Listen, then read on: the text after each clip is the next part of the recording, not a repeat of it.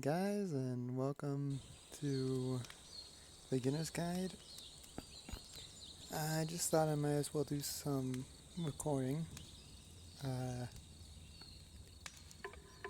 Ignore all this.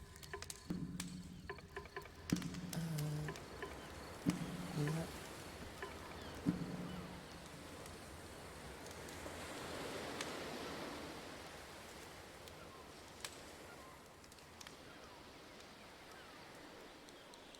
No, fuck, I didn't.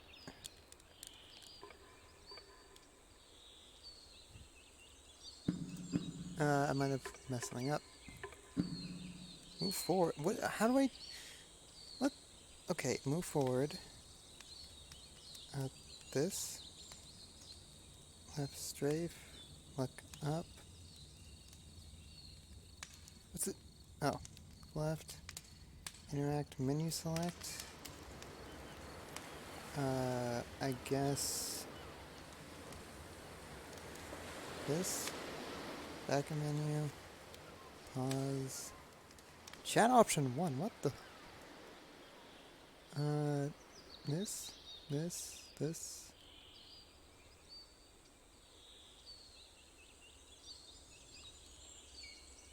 I don't know.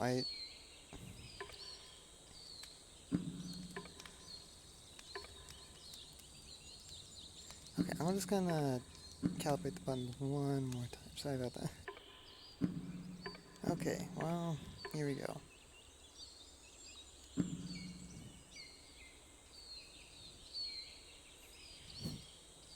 Yep, the reason why I've been uploading for a while is because I just haven't felt like doing it.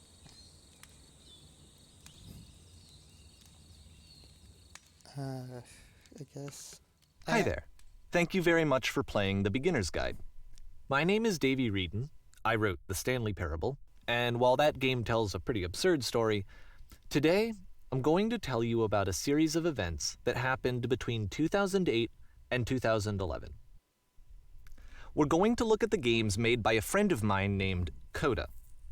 Now, these games mean a lot to me. I met Coda in early 2009 at a time when I was really struggling with some personal stuff, and his work pointed me in a very powerful direction. I found it to be a good reference point for the kinds of creative works that I wanted to make. So just to start you off, this is, I think, the first game he ever made. It's a level for Counter-Strike. You can walk around here, by the way. And mostly it's just Coda learning the basics of building a 3D environment. But what I like is that even though he starts from the simple aesthetic of a desert town, he then scatters these colorful abstract blobs and impossible floating crates around the level. And of course, it destroys the illusion that this actually is a desert town, and instead this level becomes a kind of calling card from its creator. It's like a reminder that this video game was constructed by a real person. And it kind of makes you wonder, what was going through his head as he was building this? This is what I like about all of Coda's games. I mean, not that they're all fascinating as games, but that they are all going to give us access to their creator. I want us to see past the games themselves. I want to get to know who this human being really is. And that's exactly what we're going to do here. So, it's 2008, Coda starts making these games, and he never releases any of them. He doesn't put them onto the internet, he just makes them and then immediately abandons them, and they sit on his computer forever. And I think he really understood this image of himself as a recluse. At one point, he jokingly renamed his computer's recycling bin to Important Games Folder. So, this was just how he worked. He tended to crank them out one after the other without even really pausing to try to understand what he had just made, until suddenly one day, he just stopped. In 2011, that was it. He made his last game, and then he hasn't made another one since. And that's why I've taken this opportunity to gather all of his work together, is because I find his games powerful and interesting, and I'd like this collection to reach him, to maybe encourage him to start creating again. And if the people like you who play this also happen to find his work interesting, then I'm sure it'll just send that much stronger of a message of encouragement to Coda. So thanks for joining me on this. If you have a particular interpretation that I haven't mentioned here, or if you just need to get in touch, you can email me at daveyWreden@gmail.com. Okay, that's about it for introduction. Let's take a look at Coda's first proper game. As each game is loading, I'll show you the date that it was completed. This first one was made in November 2008.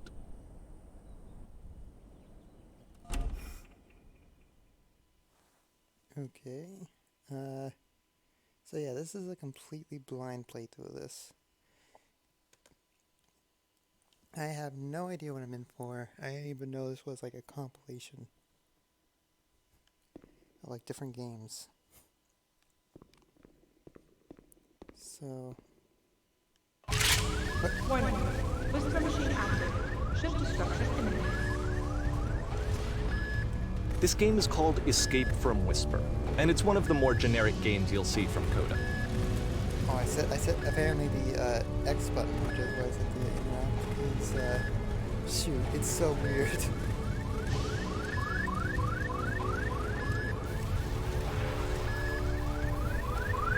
Let's reload.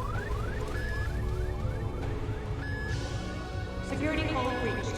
Hostile alien life form inbound. I don't have any ammo. It kinda looks like this game was abandoned mid-development. For instance, you have this gun, which you'd think would indicate that there are supposed to be monsters or enemies somewhere, but then clearly there are no enemies anywhere. You can't even reload the gun when you run out of bullets. Now you tell me. But ultimately we don't really know. Maybe Coda thought that actually it was complete the way that it is. And I think that we should talk about his games for what they are, rather than for what they're not. Enemy force neutralized. Begin shield evacuation.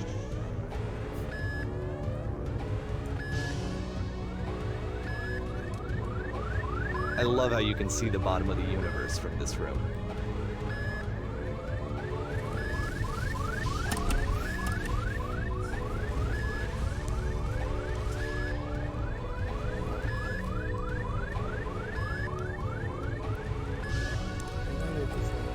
Secrets or anything. Just walk into walls and Apparently this space station has a labyrinth on it. Sure, I don't know. There's really no reason for it that I've ever been able to discern, so in the interest of time, I'm just gonna skip you on past it. No, let me go back to check. Or, if you'd really like to solve the labyrinth, you're welcome to do that too. Okay. So, like I said, I have no idea about this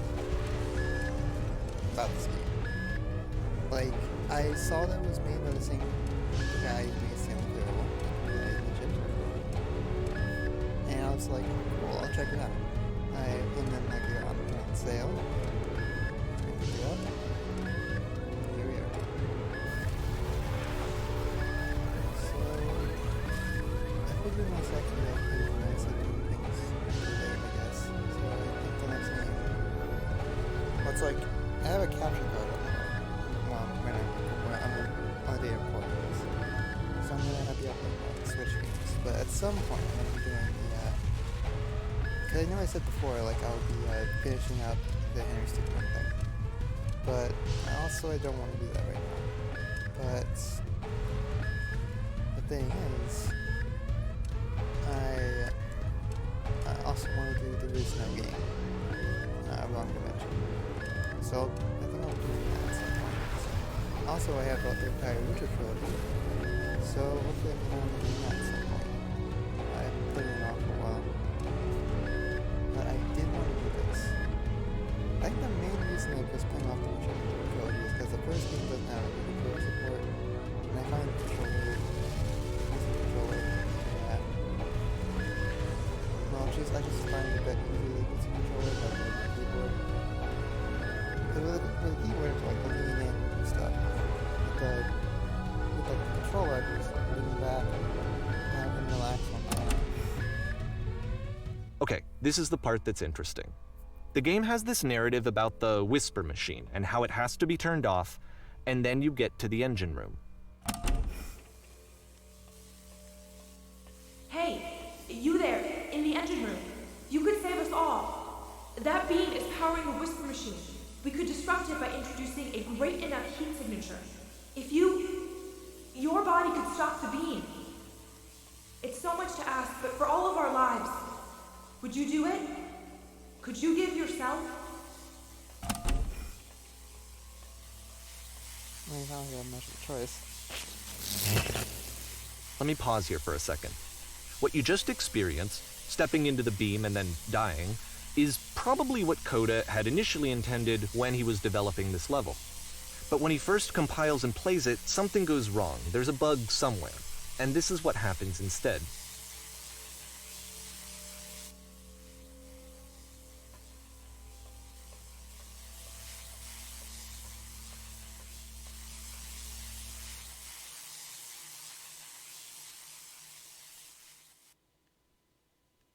Oh, neat. The beam causes you to start floating. And this is an important moment for him.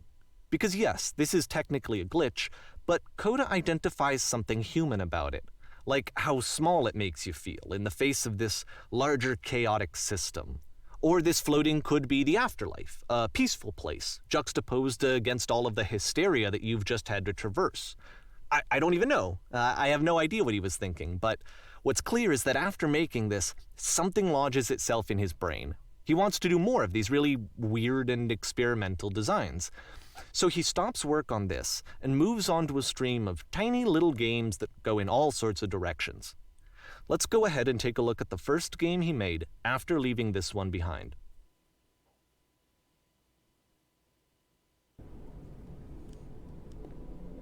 Yep, in this game you can only walk backwards.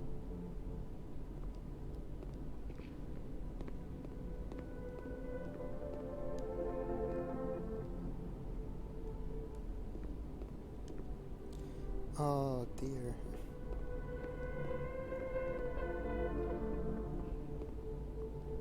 Honestly, I'm not even sure if... honestly, I'm not even sure if I'll be able to upload this. Because, like, I just have, like... I just get distracted so easily with stuff like this. That's just, like...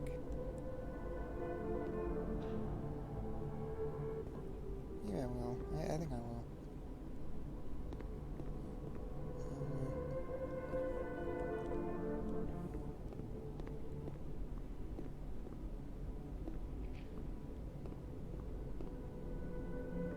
I mean, there's... I don't know why I'm recording this when I'm planning on uploading it. So. Hold on. Something is... Oh, never mind. I was checking something. Okay, what am I doing? So it's a short and relatively minimalist experiment combining motion and narrative. It is less advanced than the previous game, but actually it seems to be more focused, more complete. Coda's trying to give it a unique voice rather than simply basing it on a pre-existing trope.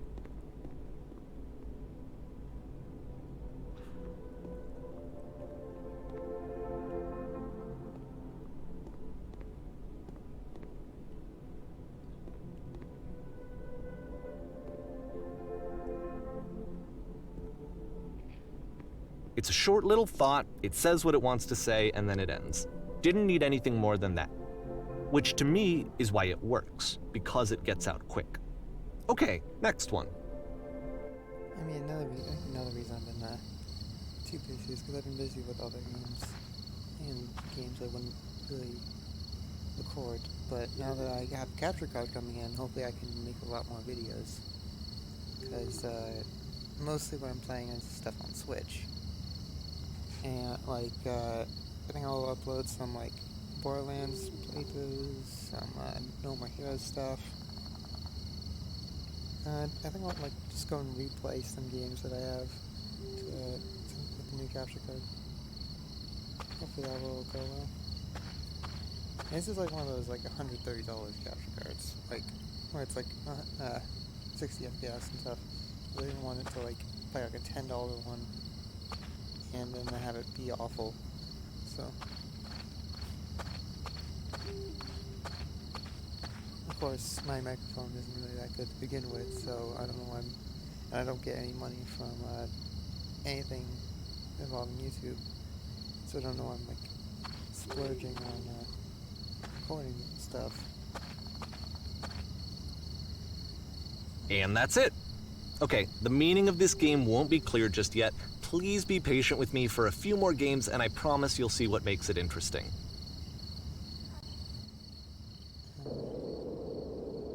Oftentimes, Coda would put bizarre titles like this one at the start of his games. I wish I'd known him at the time that he was making these early games. He would really only talk to me about his work as he was making it. Once he stopped work on a game, that was it. It was dead to him. And I don't agree with that at all, but what are you gonna do? I know it's tempting, but there's actually nothing over here. Sorry.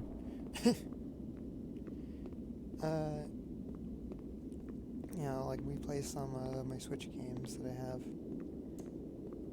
Just to so I can record some stuff. Hopefully it goes well. The reason why I don't really do much with because I say I don't get any money from this it's a bad thing, but I can't rely on donations.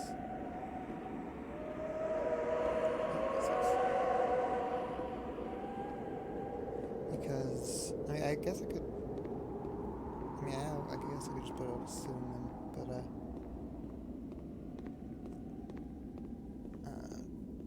the problem is when you donate to someone, PayPal gives their name.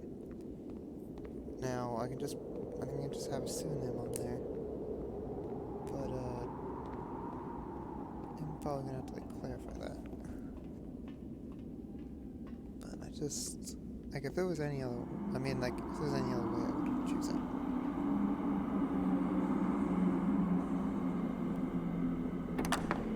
Once you've been slowed to an absolute crawl, the door at the top of the stairs opens. So why, if Coda's not showing these games to anyone, why bother opening the door at all? Well, to show you, I'm modifying the game here so that when you press the use key on your gamepad, it'll bring you back up to full speed so you can enter the door for yourself.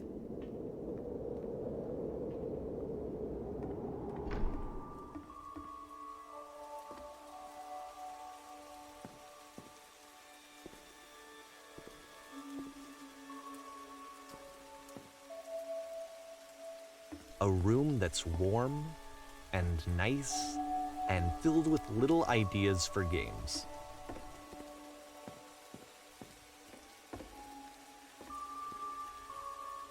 Coda would often tell me that he didn't mind if people thought of him as cold or distant.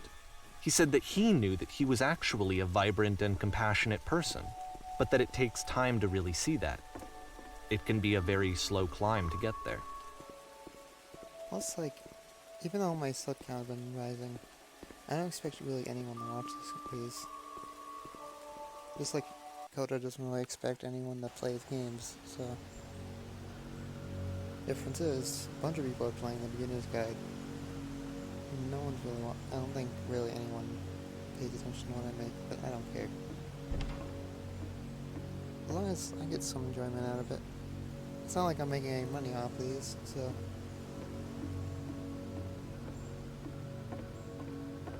That could also be another reason why I didn't really upload. I haven't been uploading to think about it. I just haven't been...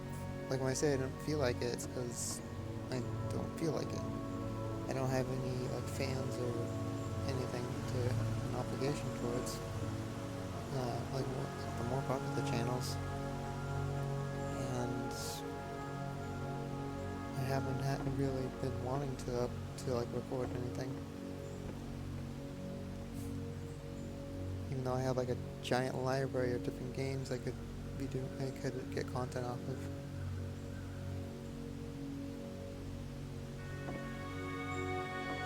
So, I guess in the end, this channel is just whatever I want to do. But if you are hearing this, thanks for watching. It's not a really interesting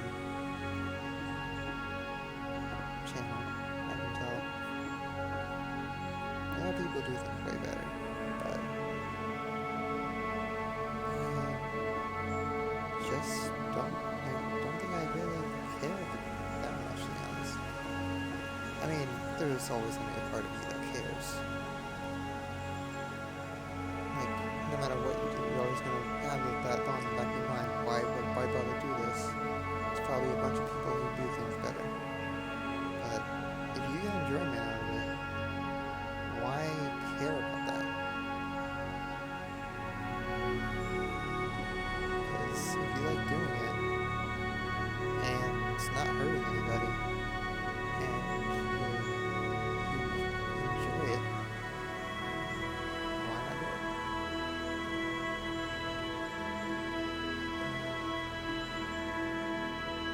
Anyway, let's continue.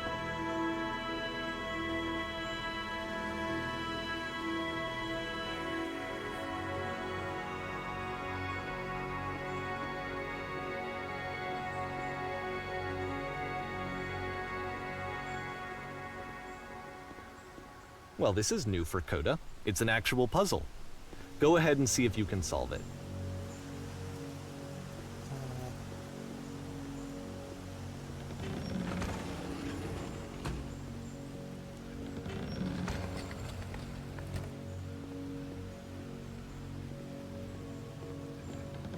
Don't forget that solution, because we're going to see this puzzle again soon.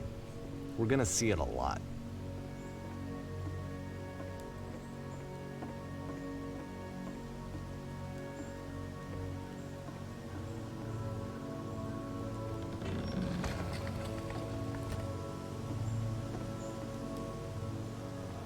Someone closed behind the door behind me. Don't want to be a bad guest.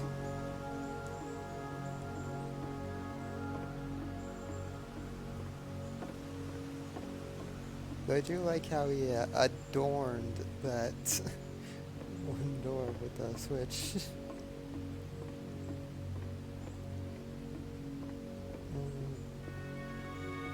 Anyway.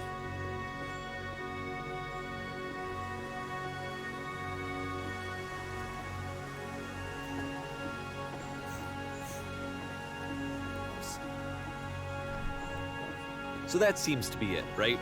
You walk down a corridor, you solve a puzzle, you get to the end. Simple enough. Alright, now I'm going to modify the game again, so that when you press the Use key on your gamepad, it'll remove all of the walls from this room. Whoa!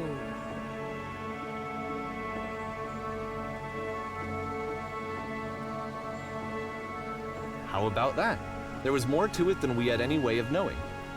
I actually find it funny that this game comes after the Stairs game, since they essentially convey the opposite idea. So, in the Stairs game, a dull exterior concealed a rich interior. And then, in this level, a dull interior hides this fantastic outer world. Either way, I think that the point is the same, is that most of the time you don't get to know what you're missing, or even that you're missing anything. That's not your role as a player. So if your role here is not to understand, then what is it? To interpret?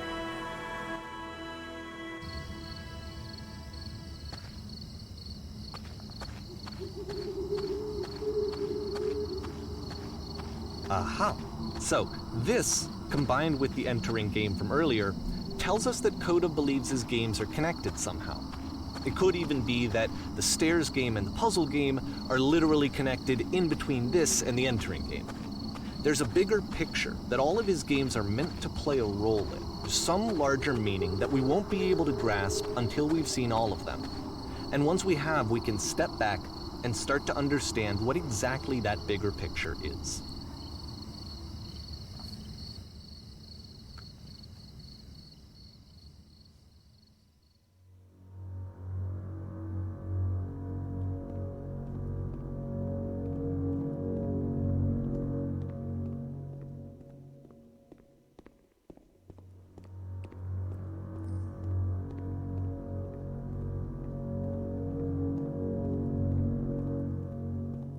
You know, in hindsight, there might be a secondary reason for me doing these kind of videos.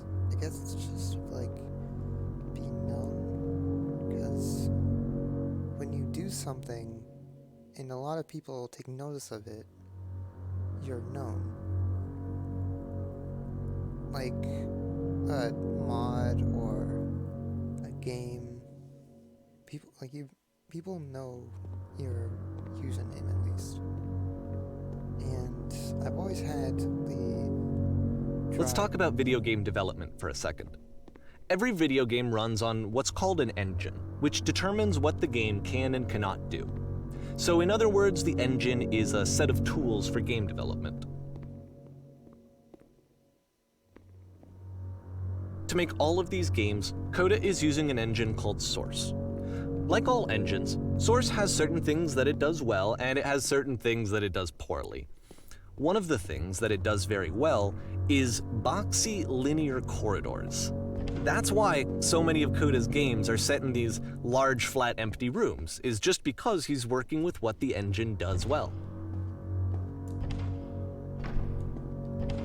The tools available to the creator shape what kinds of creative work they're going to end up making. You might consider paying attention to the architecture in Coda's games to notice how they seem to stem from an engine that's very good at producing linear, boxy corridors.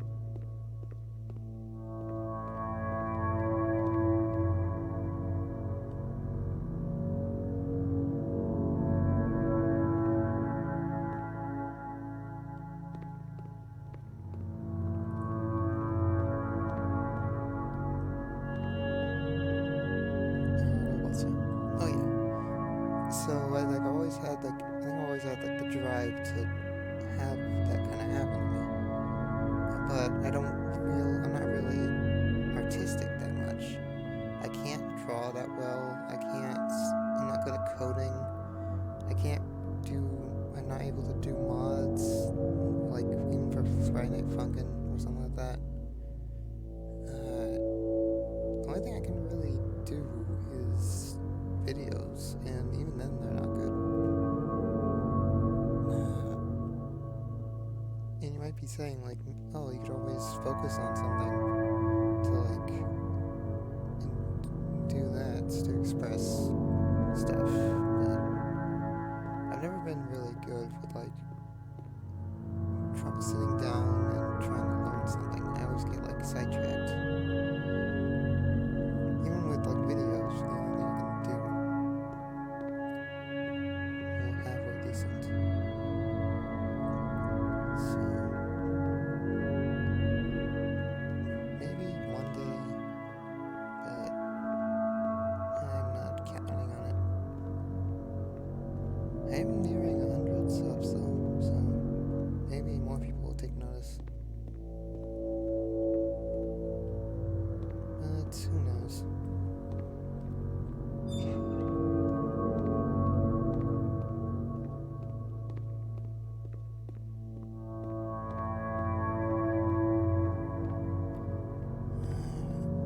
All I can really do now is, I guess, go through life, I guess. See where that takes me. That's really all anyone could ask for, isn't it? Just survive, just like every other living being.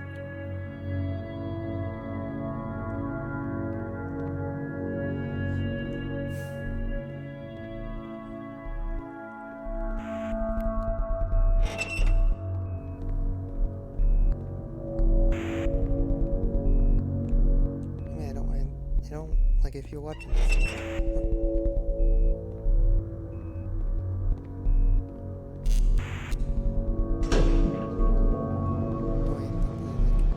I'm all the fame or something. It's not really it. Otherwise, I guess I'd be trying something else.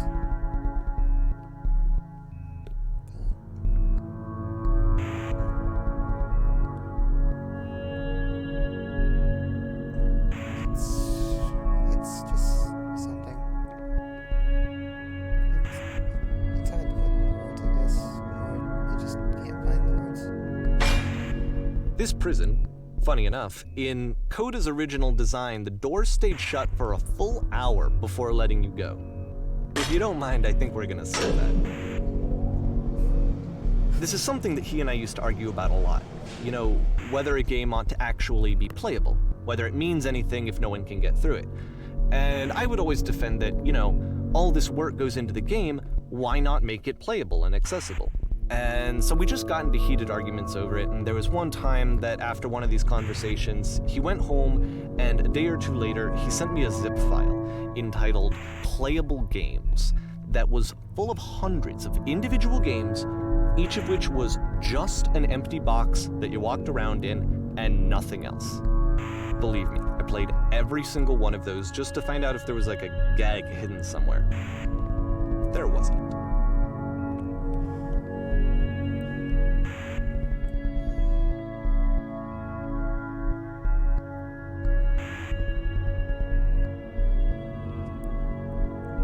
So if you're this far in the video that you're wondering, why is this guy do this? Does he make videos to be selfish, or does he make videos to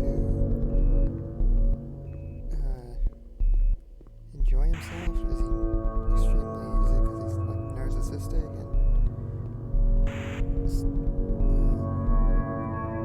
I can't really tell you. Just imagine, like, you lived life driven by your desires, and none of your desires really hurt people, but at the same time, it causes you to, more often than not, put things off. That's, if you imagine that, you have a pretty good idea of how I do things. Because I don't really... Well, I very much just explained it.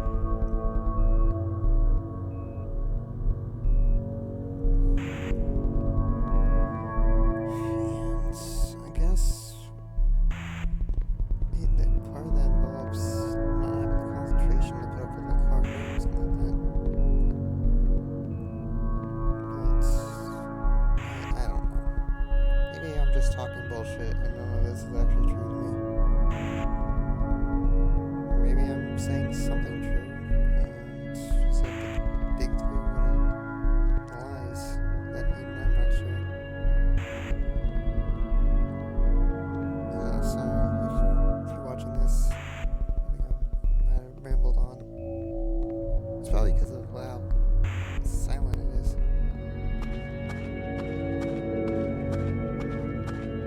Or just because of the music in general.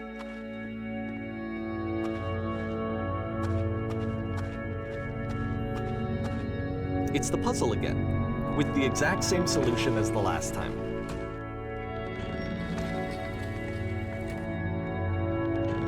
There's still no clear indication of what makes this puzzle so special that Coda is going to return to it over and over. But I promise I'll share with you my interpretation very shortly.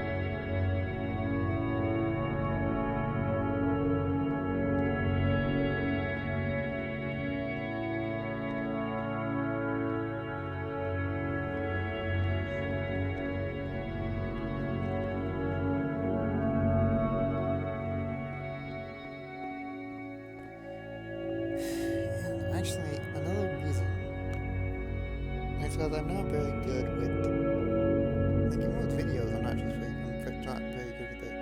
Because I'm not really a personable person, I guess. Like, you take someone like Markiplier or Aaron, who's like this extroverted guy. Who's like able to like get people's attention by themselves. I think I just work better playing off of someone else.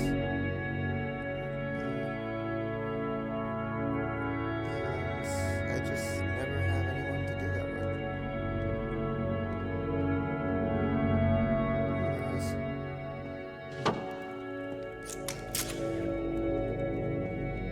Here, Coda begins using a kind of dialogue system that he fashioned out of the engine's chat capabilities. Use the buttons on your gamepad to respond.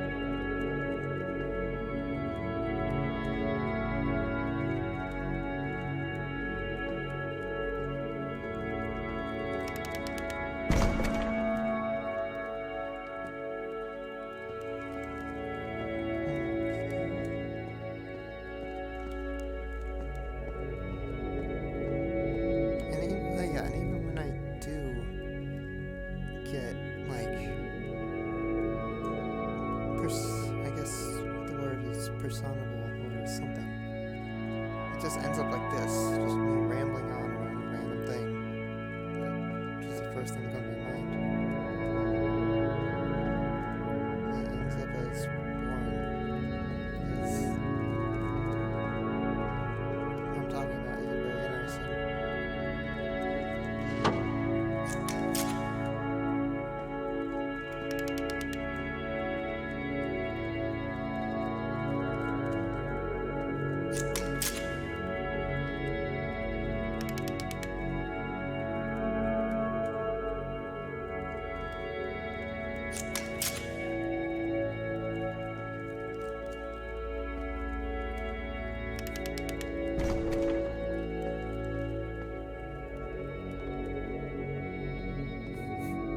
So the weird thing about this is that I set it to left button, the right button, and the share button, because I'm playing on PS4 controller. And so we make one last descent down to the final floor of the level. But it's always like, am I pressing the right button? Is this the right objective? I just have to remember, left button is 1, right button is 2, and the share button is 3.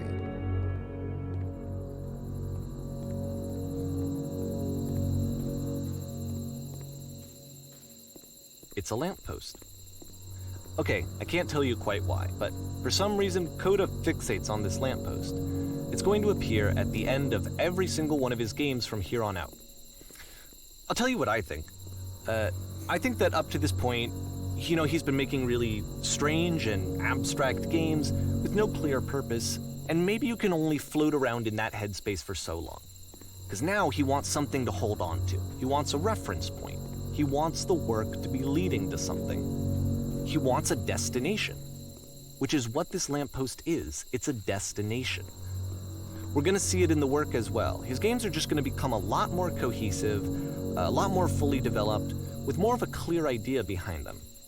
And as we go, that idea will get clearer and clearer and clearer.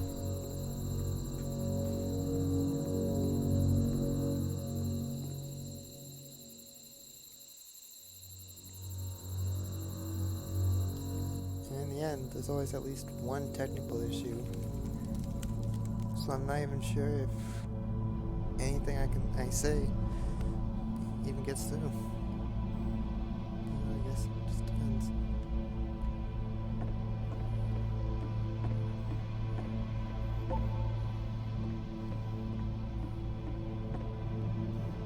So first off, I'm sure you can deduce this, but this game is not connected to the internet. All of the notes that you're going to see have been written by Coda. This was actually the first game of his that I ever played. This was shortly after I met him at a weekend game jam in Sacramento, where I grew up. I saw him working on this very level, and it was just so different from anything that anyone else was doing. So right away I was like, I have to be friends with this person. In retrospect, I think I was probably a bit too pushy, trying to get his attention. I was over-enthusiastic. But he was very gracious about it and very patient with me. And I cooled off eventually. Oh, feel free to skip over any of these notes if they're not doing anything for you. Nothing extra is going to happen if you read all of them. Either way, to me they convey a sense of loneliness. I see this person who's filled with thoughts and feelings and beliefs and has no way to express them except as scattered and unheard voices in a game that wasn't meant to be played.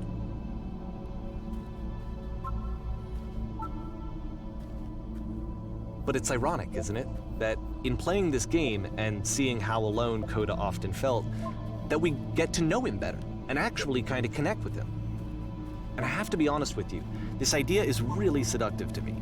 That I could just play someone's game and see the voices in their head and get to know them better and have to do less of the messy in-person socializing. I could just get to know you through your work. I think this is why I always liked Coda's games so much, is because it felt like they let me have that connection. I felt as though he was inviting me personally into his world. And then I feel less lonely too.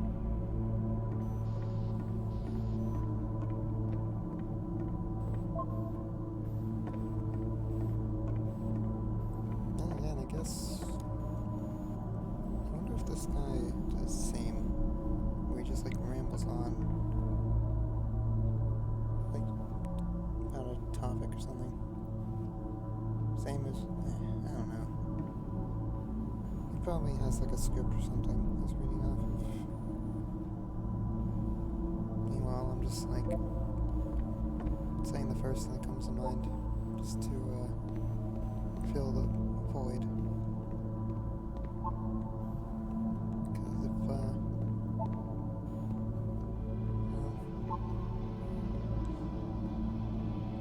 there's a difference between a walkthrough and a playthrough. Also known as a let's play, I think. The let's play, and with like a walkthrough, it's not really anyone speaking, unless it's like to show off certain things. It's like, over here is Secret 6. As you can see, you must walk through the wall in order to get it. But you must put in these specific inputs. Like a let's play, it's like someone's there, someone, you know someone's playing. Like, or maybe I'm just wrong.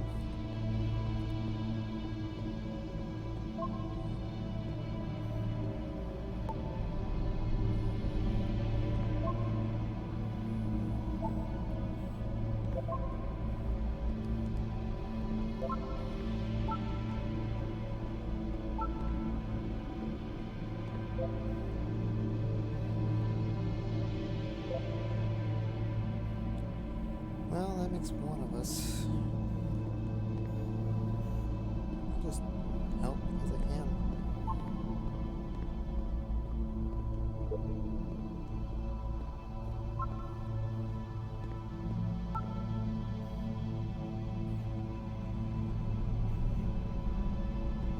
Of course, they don't deserve the help then.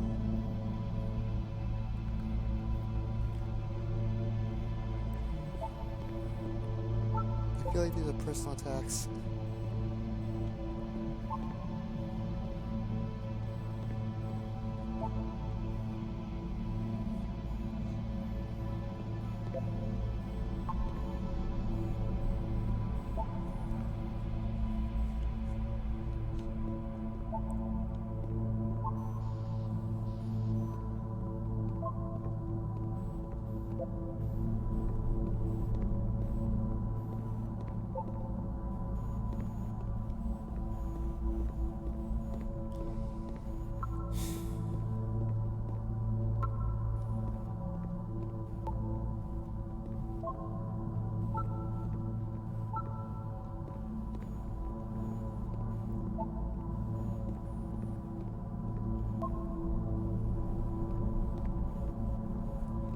A game like this, where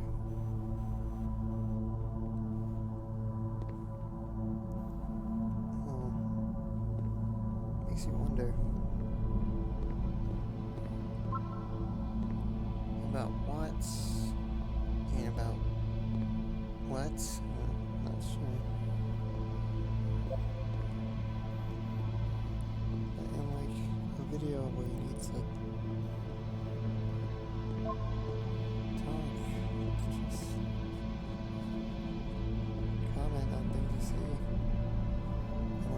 see is a lot of empty space.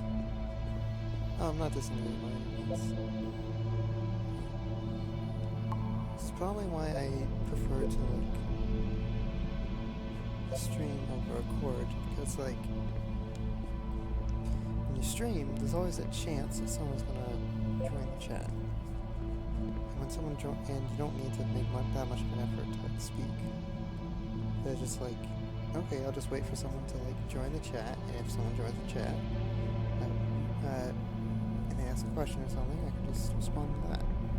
With a video, there's no one to talk to. There's no one to respond to.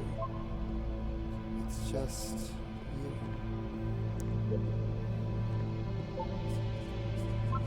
And I guess videos are just lonely that way. Unless you're doing a video with someone else. It's just you. Especially if because someone like, for instance, Markiplier, he it doesn't matter because I guess he's a pretty extrovert person.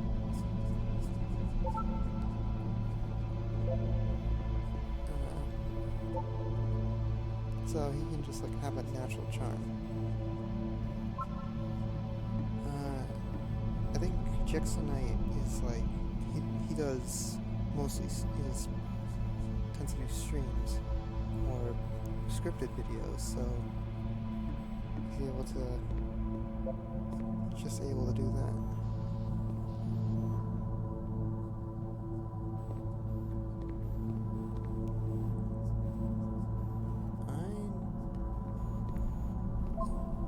I'm an ambivert, and well, it's I want to do stuff. I want to be known. At the same time, I just don't. I just is it a degree? It's I'm extrovert enough to want to do this kind of stuff, to be known, sort of. And I'm introverted enough to not want to, and to be more in the background. This paradoxical life I live is odd, to say the least.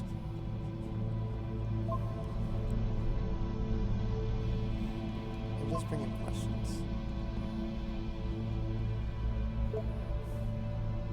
Questions I do not have the answers for.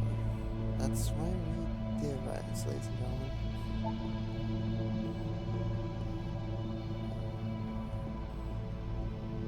Theorize about ourselves, about why we do the things we do. At the end of this level, we're going to see the puzzle again. And here, I'll tell you what I think the puzzle means. Each of these games represents an idea that was on Coda's mind at the time that he was making it. And the puzzle is a way of closing the door on a previous chapter of his life before moving on to the next one.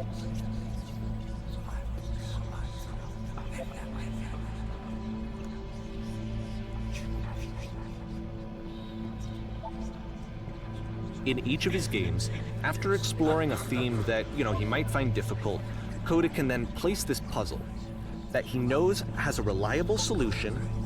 He understands exactly how it works, and so it gives him a simple mechanism for moving on.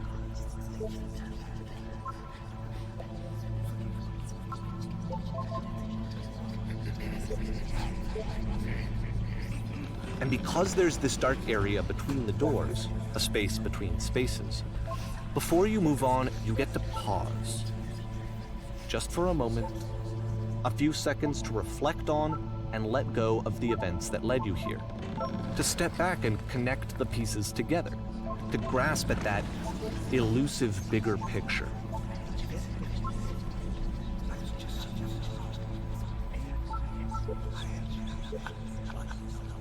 Also, if you look, you can see there's fog.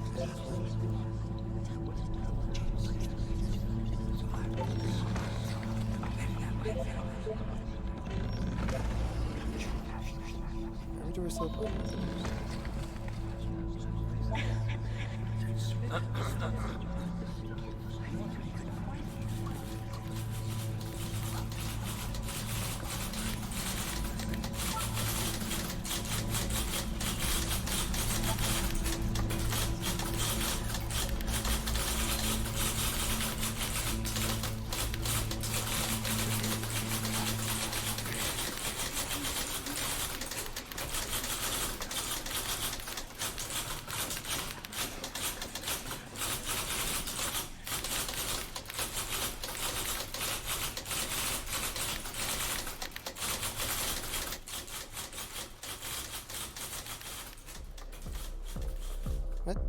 Okay, this one is tough.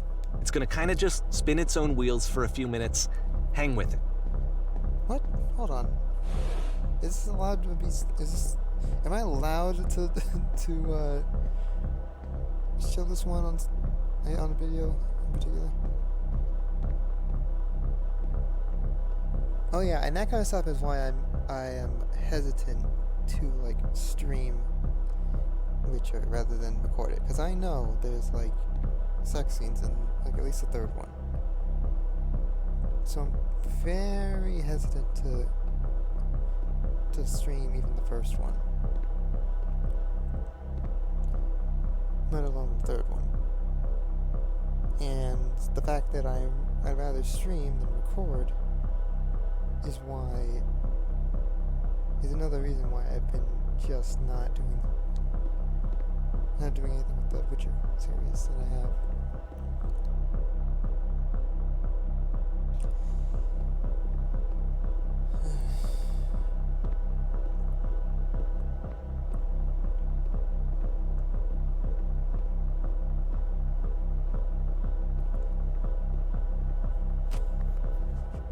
See, like, this is it. The whole game. And there's nothing that's particularly interesting about it. You just walk to the end of a hallway. Except, for some reason, Coda gets really fixated on this prison that has all of this modern furniture. And I don't know why, but he decides he needs to revisit this prison. He's gonna start over, use the same assets, turn it into something else. Okay, cool. Here's version 2.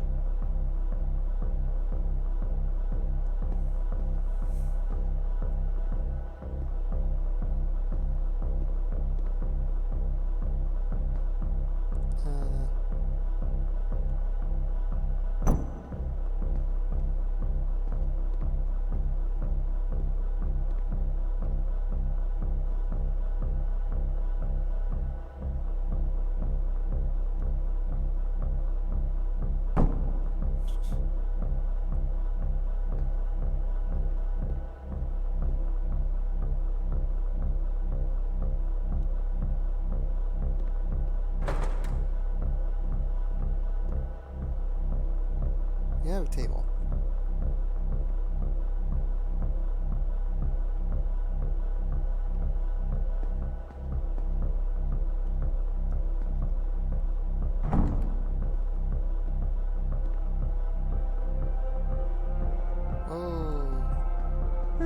There's a bit more to this one, but still it's not really communicating anything. It's kind of just weird for weirdness' sake. Dude, we have enough tables.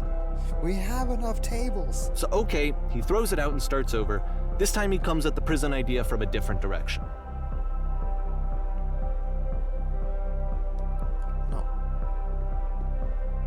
No, I refuse. I will walk sideways.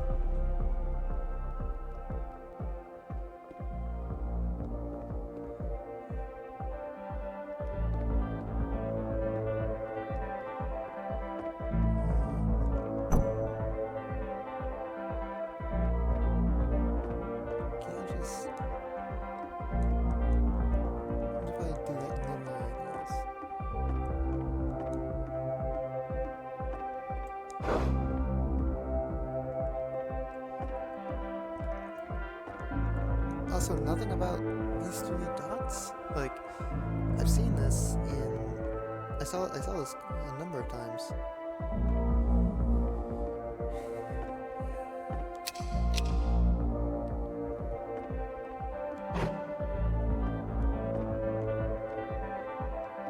I feel like I'm not short of breath. It's like dust in the air.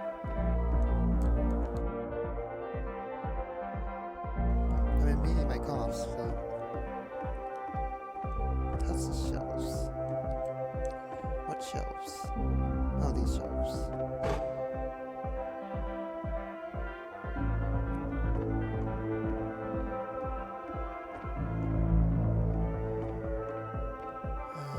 Okay.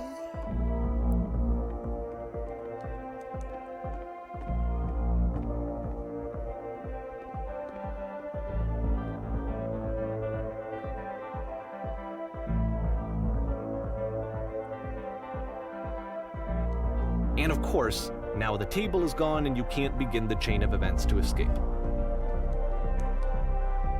Here's a version where there are no bars, but you can't actually get to the well.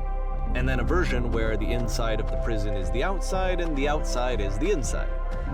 Let me just blink you real quick through a few more of these. I mean, he really unloaded on this prison idea. There's nearly a dozen of them. Personally, I think it's awful to watch this, to see a person basically unraveling through their work. And for what? Like, at what point do you just go, maybe there are game ideas other than this prison that I could be working on? But Coda doesn't have that voice telling you to stop, that particular mechanism of defense against yourself. Without it, you just spiral.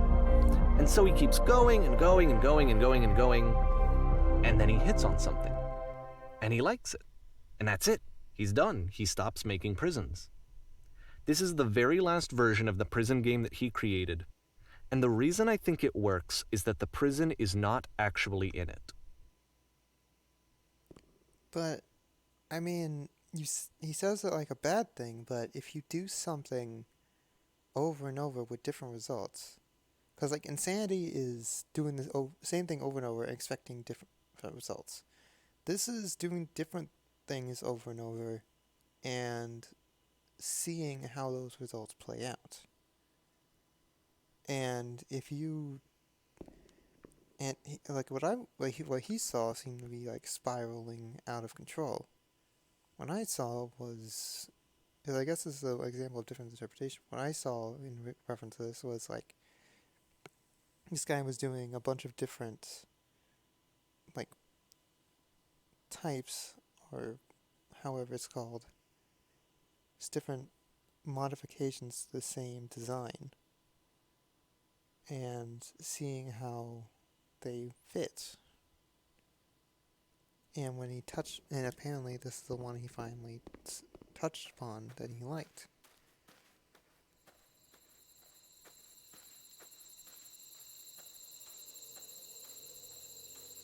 So, if you're trying to do something over and over until you can finally get to something you like, why would that necessarily be a bad thing? I cannot see anything.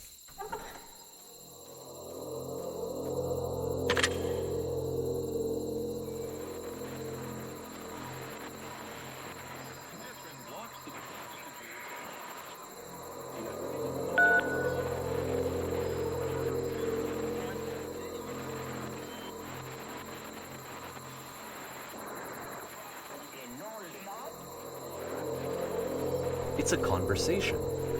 And so this is what Coda wants, is to be able to talk to someone, to share what's on his mind, and to get some good advice from someone who knows. But the irony is that even in this scenario, you're still talking to yourself. You know, all of these games so far are Coda talking to himself.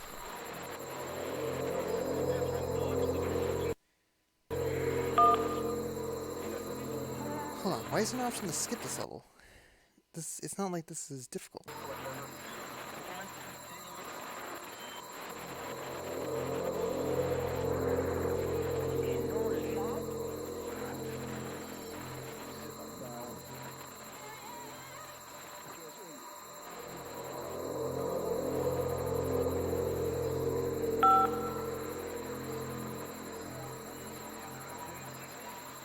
Well, it's definitely a lot darker.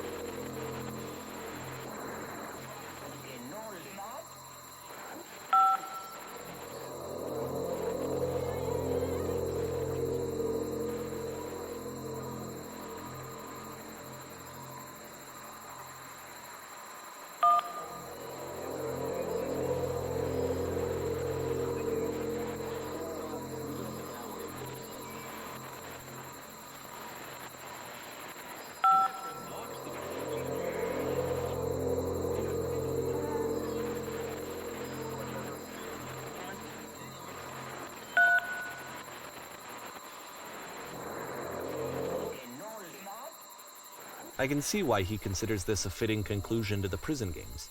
After all of the obsession and frustration, just to be told by someone you can trust that things are going to be okay. Wouldn't that be nice?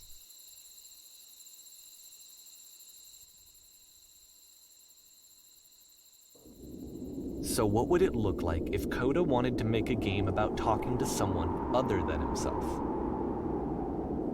So I guess in a way it was kind of spiraling, but on the other hand, he did end up finding a successful resolution. To me, this environment is meant to represent Coda's puzzle, with the two doors on either side and a dark transitional space between.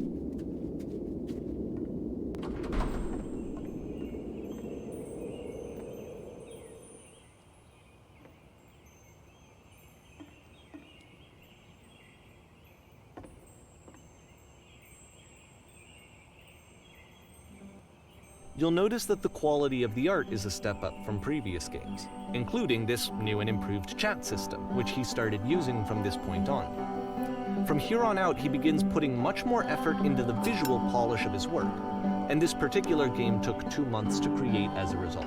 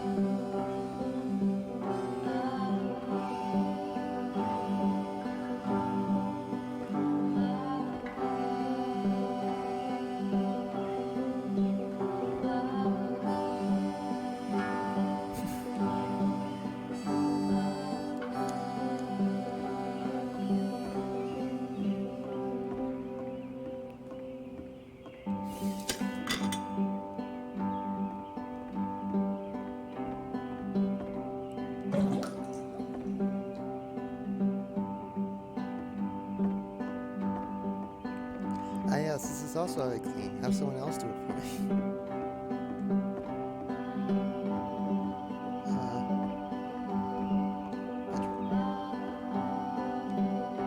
Imagine if you do it.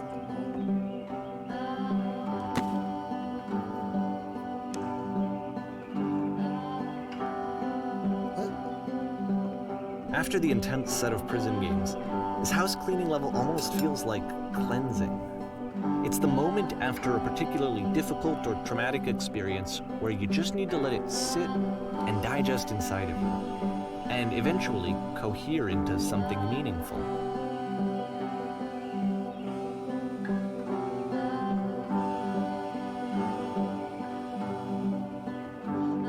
I know that Coda really liked this game. Of all of his work, actually, this was the only one that he called me up to ask me to come over and look at it.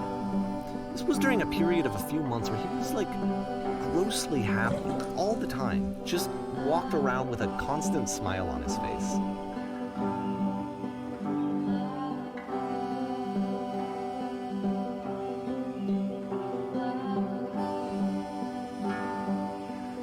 I wish I ever got so good at this kind of stuff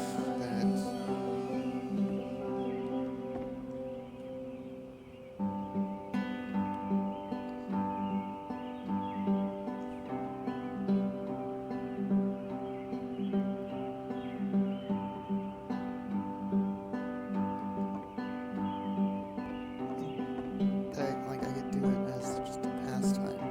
Because I'm not, I've said before, I'm not really good with artistic stuff.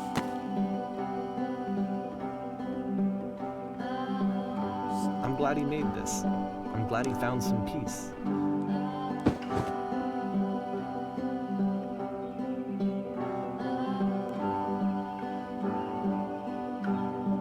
But, of course, it can't last. The music stops, your companion is gone, it's time to leave. The The door at the top of the hill is now open as well. Again, you can't stay in the dark space for too long. You just can't. You have to keep moving. It's how you stay alive.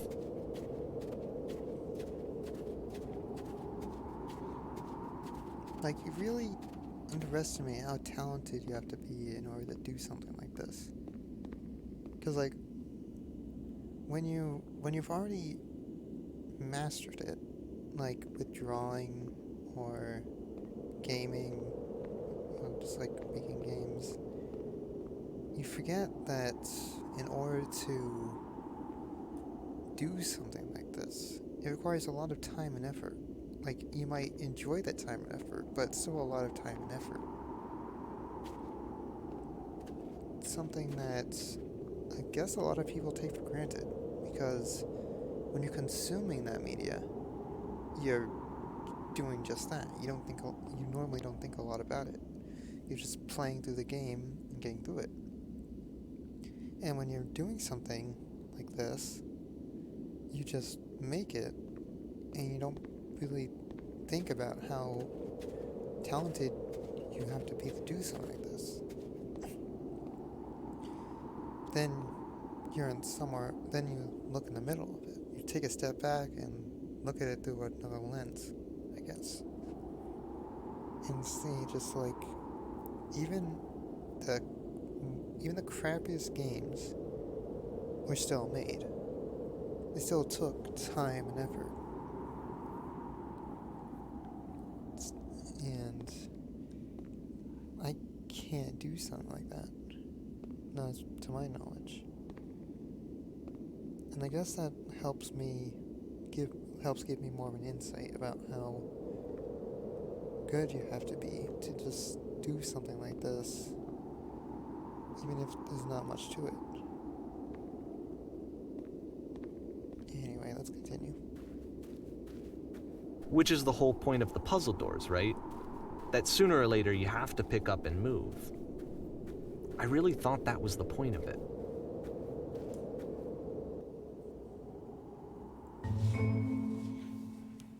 This one gets a bit goofy.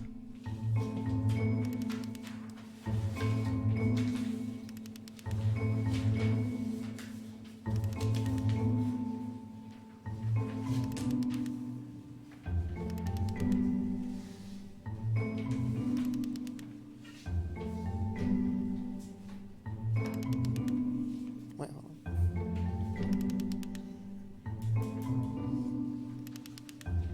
Well, I mean, I can teleport, so I'm already a better human being.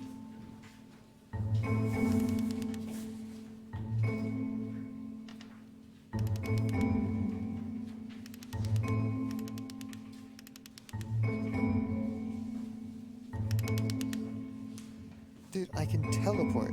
I'm already perfect. I'm already doing it effortlessly. This is exactly what I was just talking about before. About halfway through the game, the perspective shifts.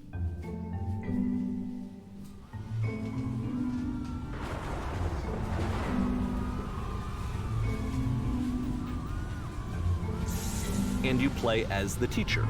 And suddenly, you discover that your teacher is just as bigoted and afraid as you are. Oh, and also you can move around the classroom now.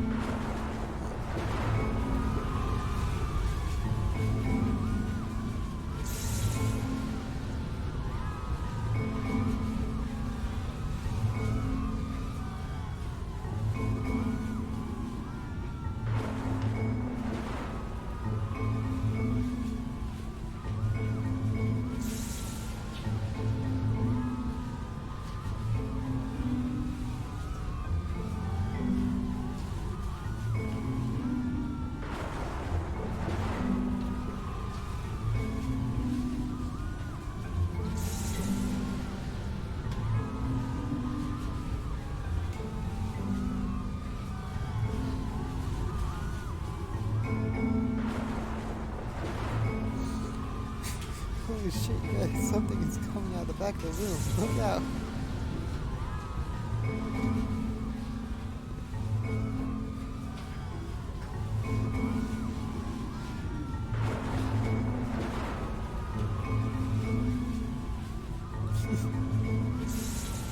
fell pretty hard for this one. I feel like it's one of the most relatable experiences that you can have. To assume that some other person is perfect and totally fulfilled in every way, and completely miss all of the little flaws that make them painfully human. I think about this game a lot these days.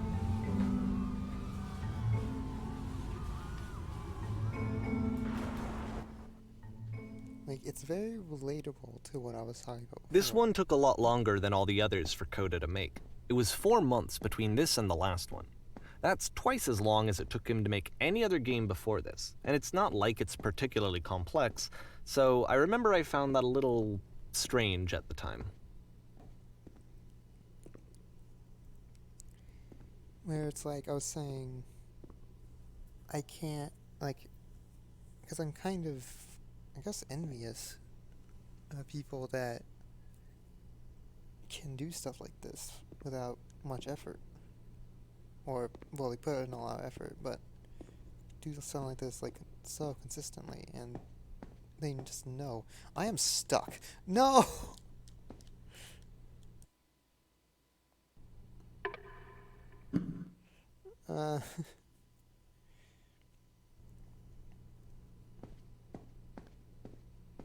This one took a lot longer than all the others for Coda to make. It was 4 months between this and the last one. That's twice as long as it took him to make any other game before this, and it's not like it's particularly complex, so I remember I found that a little strange at the time. And it's like, sometimes if you go up to someone and you tell them about how good a job it is, they might like say like, they might like not even noticed, or not even like noticed the effort they were putting in. And something like that makes me wonder, is there anything that I do that people wonder how I'm able to do it so effortlessly? Or do I really just not have any inherent skills whatsoever?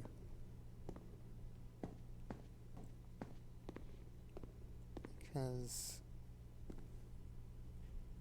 like, I'm not entirely sure. And this in this way of being unsure, I guess, affects a lot of, I guess it's just something that kind of tends to make you human. Because you're unsure about, like, if you're able to do anything well, and it seems so trivial and just unnecessary, but it's something that humans tend to have. So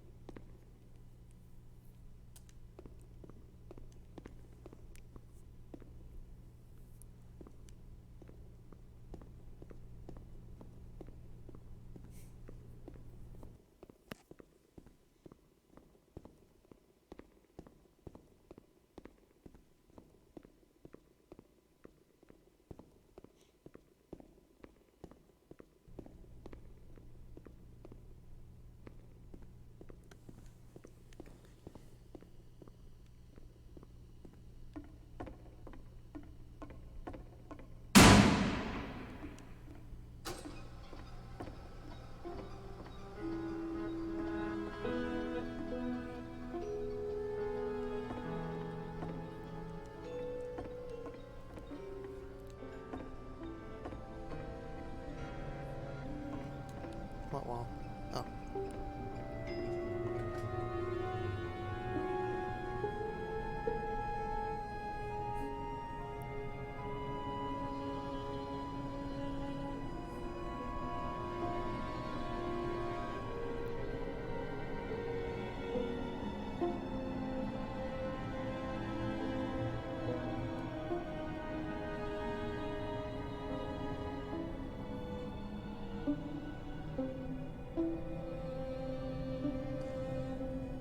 I feel like this game is turning into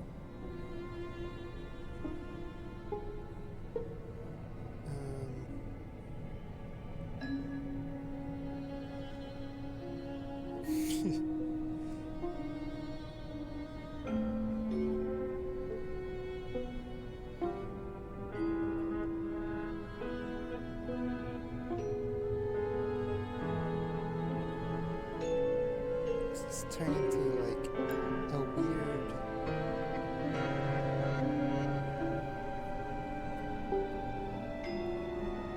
like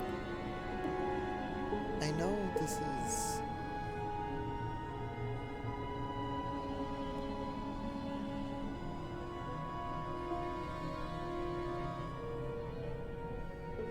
like about this Coda.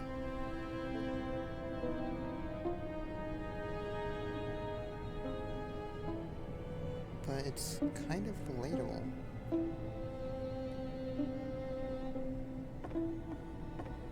Like, as it goes on. Even if I'm not as talented.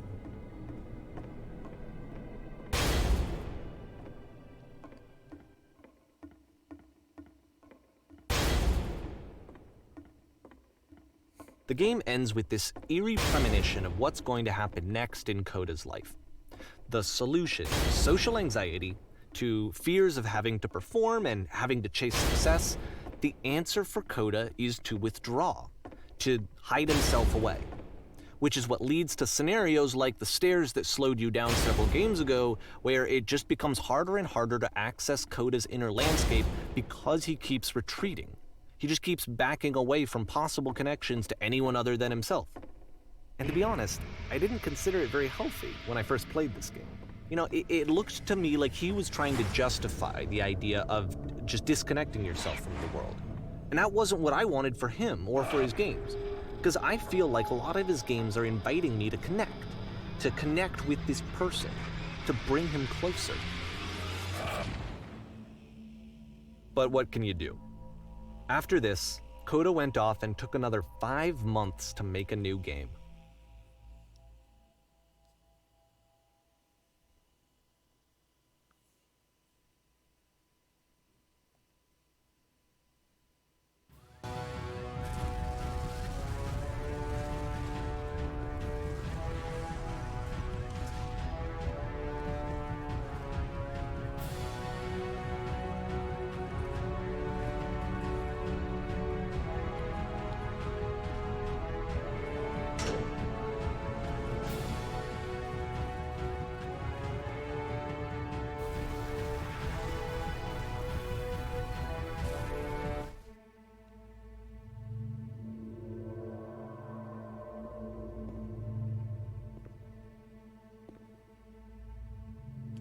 Like I said, I was getting concerned.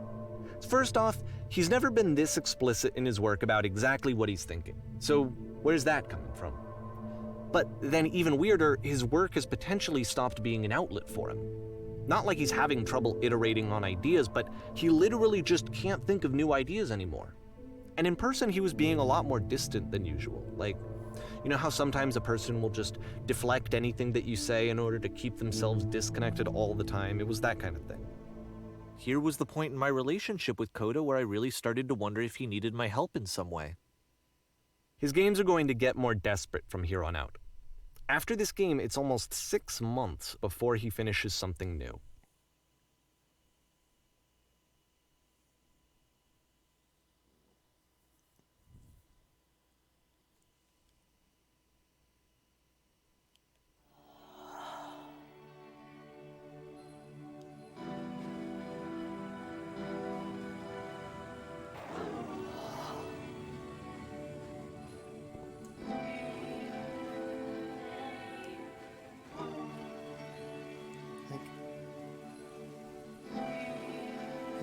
I say this, but then I remember I've also been in this situation.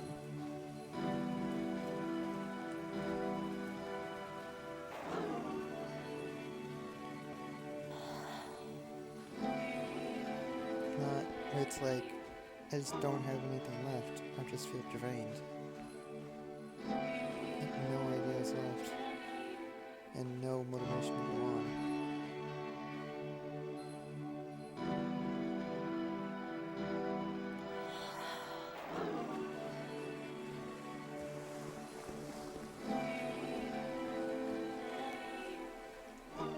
So, at least I know that unless my name suddenly turns to Coda, and this is me from the future, that at least someone else has, like, that at least, like, I can't tell if it's comforting or scary that more than one person has, well, of course, people don't, I don't know how this.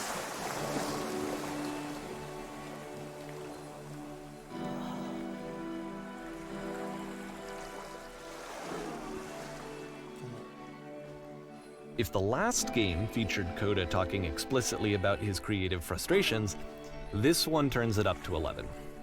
Now, put yourself in my shoes playing this. Here's a friend whose work is exhibiting signs of struggle, frustration, anxiety, depression, even. And yet, still, he keeps making games. He keeps throwing himself into the grinder even when he clearly doesn't have the energy for it anymore. Why? What is it for? Because from my perspective at the time and just what I knew of him, this was a result of how isolated he was. He was in his own little bubble, just sitting at his computer all day, not really showing these games to anyone, not releasing them onto the internet, and so he didn't have anyone outside of himself to connect with. He had no outlet to ground himself on.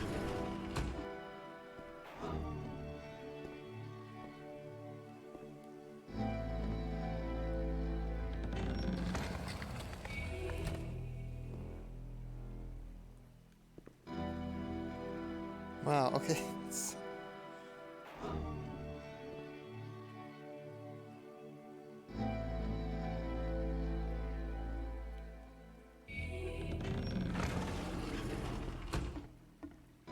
You can't talk yourself out of loneliness. It doesn't work that way. You can't be the one writing both the questions and the answers. Then there's no movement. Then there's no circulation. If all of your anxieties are being channeled into your work, then if the work ever fails, you have no backup and you're just going to crash.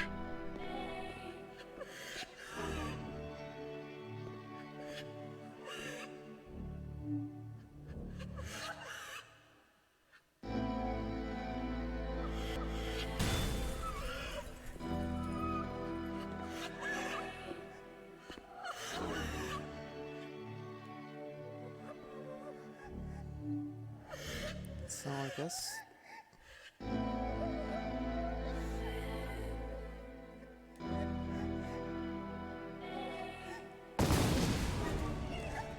That's what I mean when I say when I said it was. Seeing this game at the time that he made it, it looked really unhealthy to me. I was watching him do this to himself, and I hated it. I hated seeing him so trapped.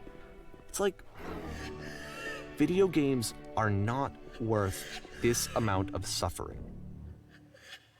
This is someone I really cared about, and I used to get so much joy out of seeing him create. For him to suddenly become angry and frustrated like this, it was the worst thing for me. It's like, I mean, when it's like effortless for the person, I don't mean like truly effortless. Like I said, it takes a lot of time and effort to create these things, but it's like knowing a solution to it's like knowing the equation to a math problem. Of course, the math problem isn't going to be easy. You're gonna spend a lot of time on it if you're not sure. At least you know the formula. I don't know how to even get around to doing the formula. Maybe with a lot of time, because even understanding the formula requires time and effort for me.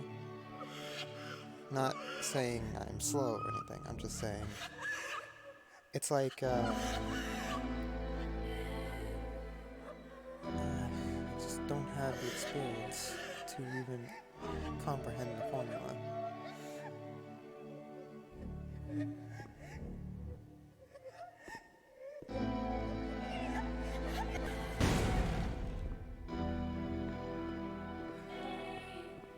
I don't know.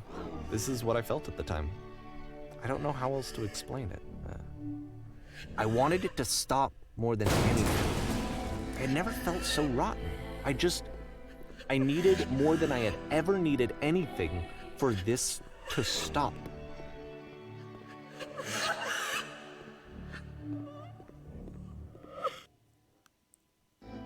But it didn't stop. After finishing this one, Coda takes another 7 months and comes up with a new game.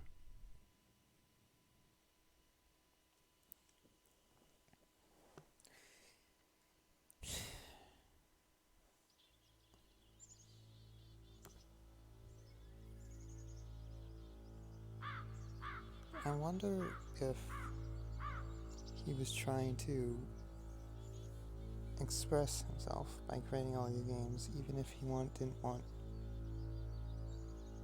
to just, even if it wasn't healthy for him. Like, because if it's describing his mental processes at the time, maybe he's just trying to express that. But that's the difference. I don't have any that creative energy, so I can't really express myself that well through the same mediums, or at all through the same mediums. So.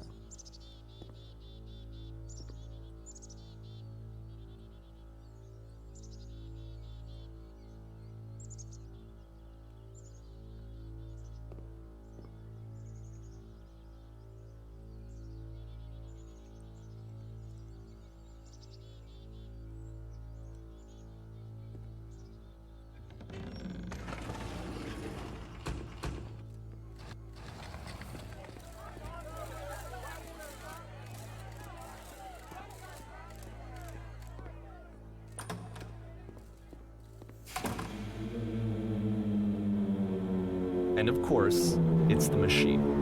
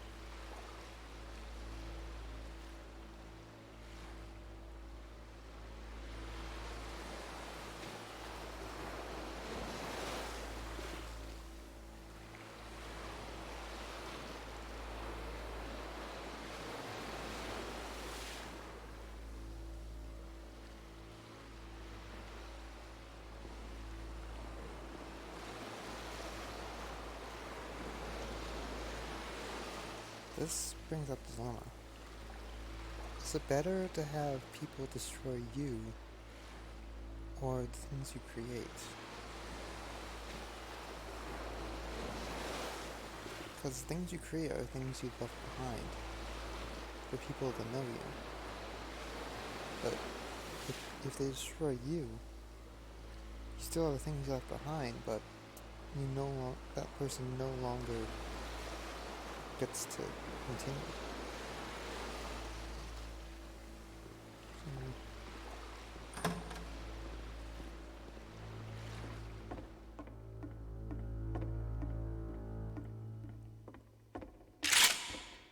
What?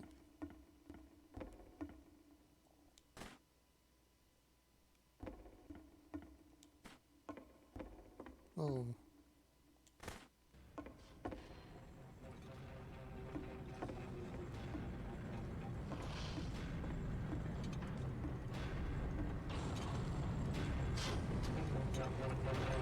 So now the work is becoming self-destructive. And I'll tell you, at the time that I first played this game, shortly after he made it, here's what I'm thinking to myself. I'm thinking that code is stuck in his own head, and that it's having a very negative effect on him, and that all he needs to do is just start showing his work to people, to get some actual feedback on his games. It might get him out of isolation. And so, as I'm thinking this, I realize that I could be the one to initiate it. Because it would never occur to Coda to start actively soliciting feedback, so what if I did it for him? Let's do this one. If he could see the difference it would make to have more actual conversations with other human beings, would that bring him out of his mental spiral? Would it give him confidence in himself? Would it bring meaning back into his work? Oh.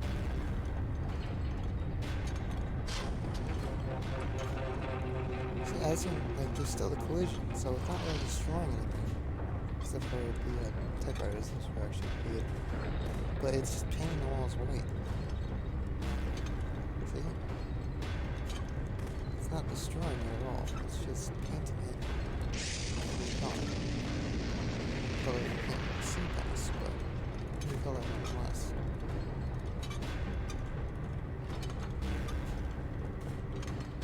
Except for that actually deleted the floor. So I started showing Coda's work to people. I took this one, and the islands which you just played, the theater, the notes, the house cleaning game, and some of the prison escape games. I brought them to people that I knew and trusted. I asked their opinions. And the great part is that they really loved his games. You know, the point of it all was just to give him some external reference point, but they genuinely loved his work. There was nothing for him to be afraid of.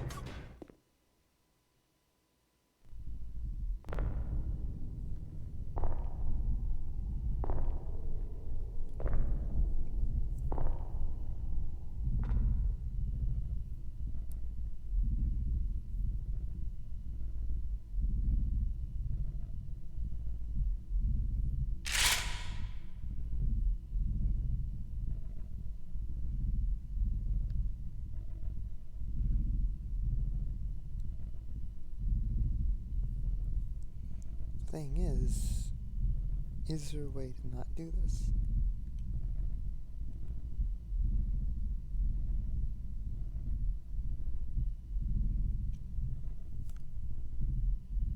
Do I delete this object?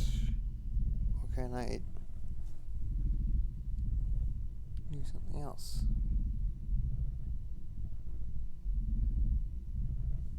Can I wait until the outcome will change, or do I press X and end this?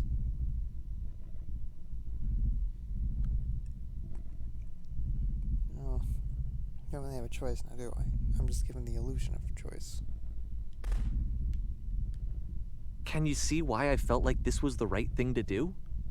Because it's the thing that I always feel like I need, to be told that my work is good, that I am good. When someone really connects with a thing that I've made, when they see themselves purely in my work, there's nothing that feels better. And I got to give that very same feeling to my friend. I did something, I really felt like I'd done something good, like I was a good person. I felt like there was a friend who was in trouble and was unhappy and maybe didn't like themselves, and I could fix it. If I could give him this gift, maybe I could fix the problem. When they told me how much they enjoyed his games, it was the best feeling. It was the absolute best feeling. It made me feel so happy. So beautifully, beautifully happy.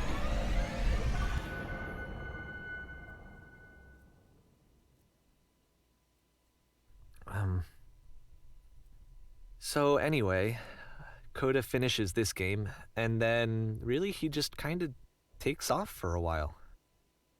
So this is June of 2011, and I didn't hear anything from him for several weeks, I guess.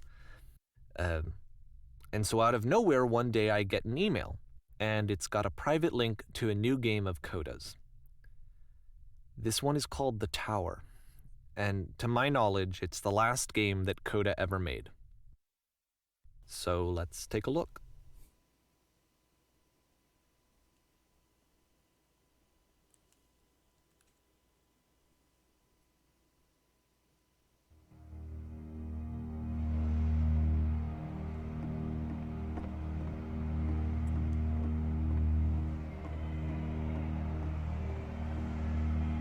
And this is where I have trouble saying anything meaningful about Coda's work. Because more than anything else, the tower just feels distant. It feels like it's trying to distance itself from the world. It's a very cold game.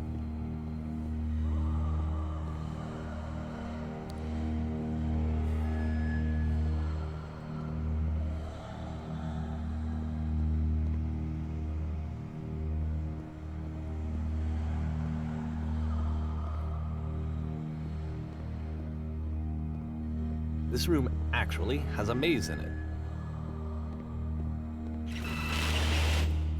Except that all the walls of the maze are invisible. And then every time you touch one of the walls, there's this awful flashing and noise, so the experience is really miserable. The game goes beyond not being meant to be played, it actually seems to despise the player for trying to play it at all. But I do want to show you the rest of the levels, so when you're ready to continue, press the Use key on your gamepad, and I'll put a bridge over the maze.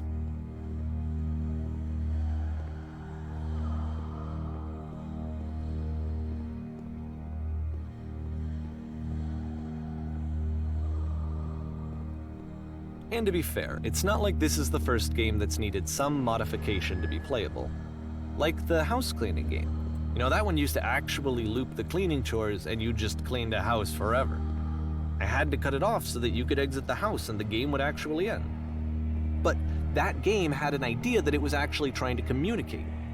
What's the deeper idea behind the invisible maze?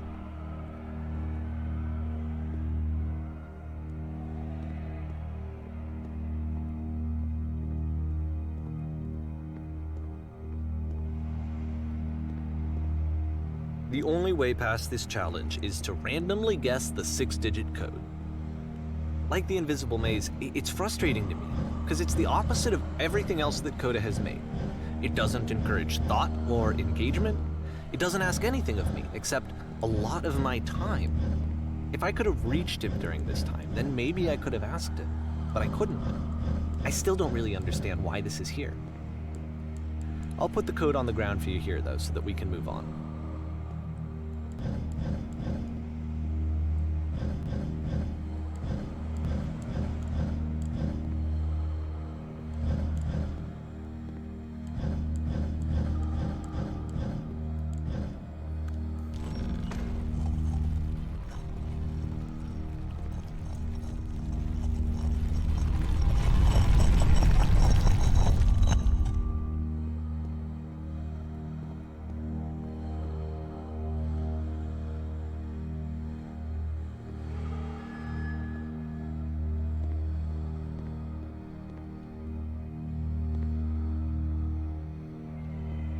The switch to open this door is actually on the other side of the door, meaning that it's literally impossible to solve from this side. So even if you somehow brute forced your way through the first 2 challenges and you got to this point, there's actually just no way to progress. And it's scary for me, the idea of Coda cutting himself off entirely, just saying, you know, that's it, that's the end of the conversation, not giving me any way to fix the problem. I feel like a failure, I guess, when I can't fix the problem. But I can open this door for you, so let me do that. Was I a failure for not understanding this game? I mean, I don't know why I would be. It's not like everything needs to have a solution, but I feel it somehow. I feel like I failed, and I don't understand why.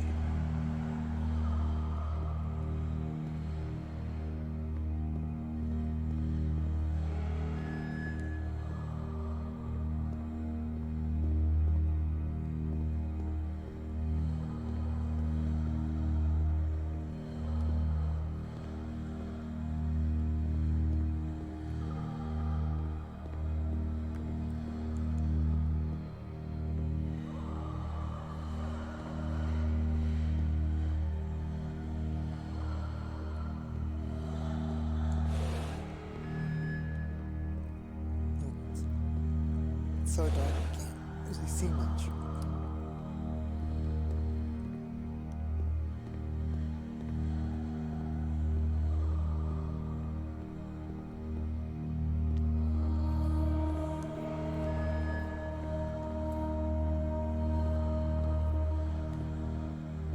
I remember, it's June of 2011. I'm playing this for the very first time. And as I'm playing, I'm thinking to myself, I don't know this person. I have no idea who this person is. It wasn't the guy I knew, it wasn't my friend. I had come to so many conclusions from looking at all of his work up to this point, and then suddenly none of them...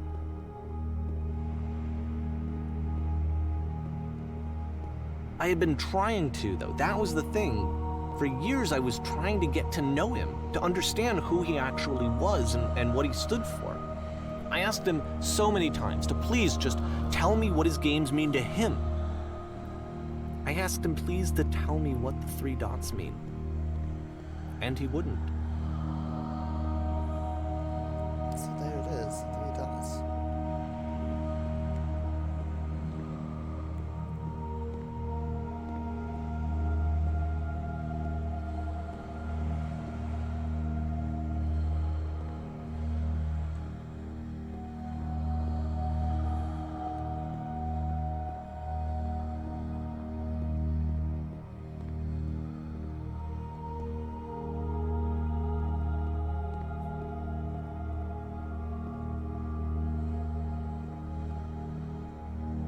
I just felt so strongly that if I could have connected with him, that if I could have somehow made his work my own, that I would finally be once and for all happy.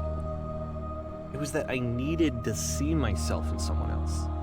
I needed to be someone other than me.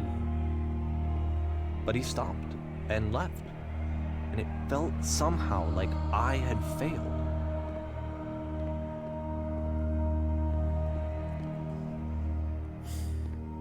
Where did I screw up?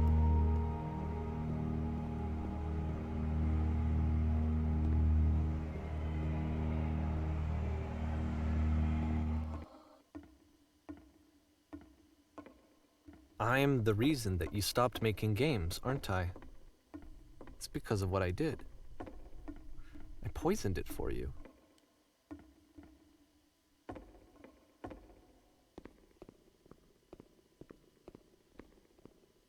I don't think I ever told you this, but when I took your work and I was showing it to people, it actually felt... it felt as though I were responsible for something important and valuable.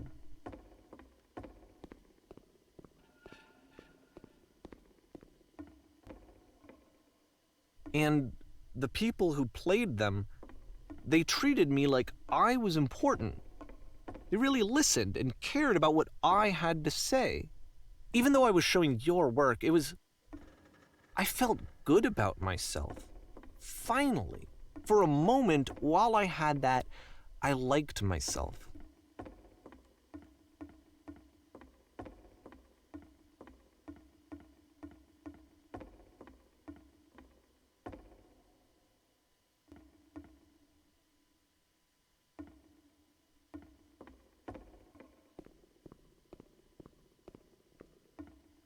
And then you stopped, and I didn't have anything left to show people. I just had to be with myself. And as soon as that happened, there was no feeling at all. Nothing. Less than nothing. What does that mean?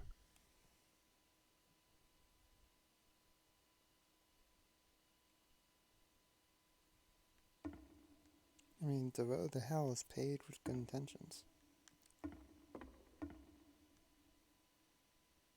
But I can no longer see.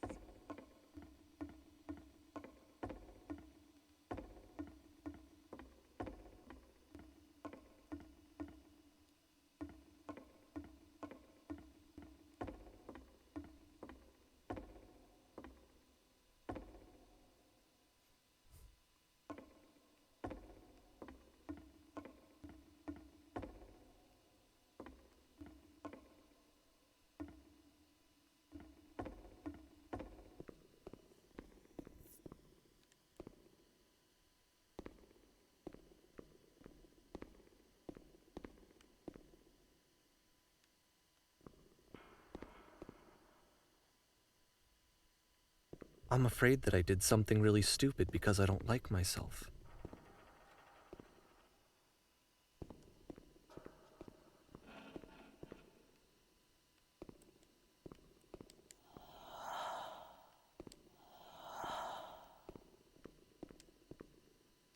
That's why I'm releasing this collection of your work, is because I haven't been able to find any other way to reach you. I've tried everything. And so a part of me has hope that if I put this compilation out into the world, and if I put my name on it, that maybe enough people will play it so that it'll find its way to you, so that I can tell you that I'm sorry. I know I screwed up. If I apologize to you truly and deeply, will you start making games again? Please, I need to feel okay with myself again. And I always felt okay as long as I had your work to see myself in.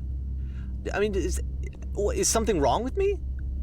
Because I know that I did an awful thing, and I'm doing it again right now. Like, I'm showing people your work, but I can't stop myself from doing it. That's how badly I need to feel something again, like I'm an addict. There has to be something wrong with me.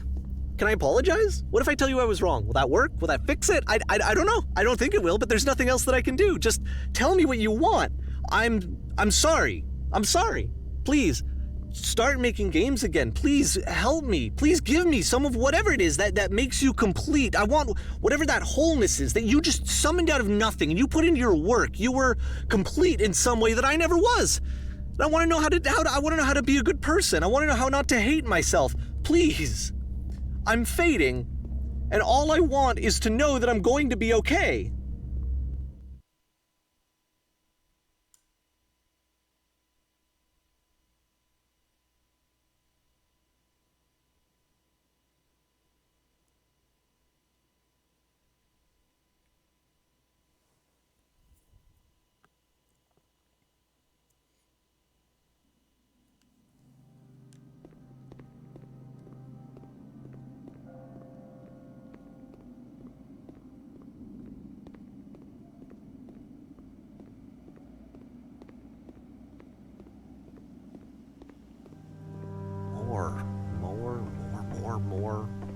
More love, more praise, more people telling me that I'm good.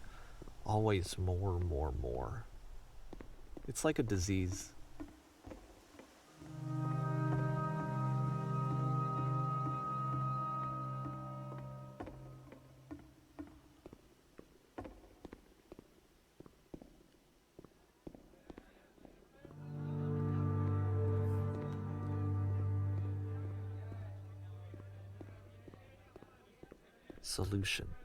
Solution.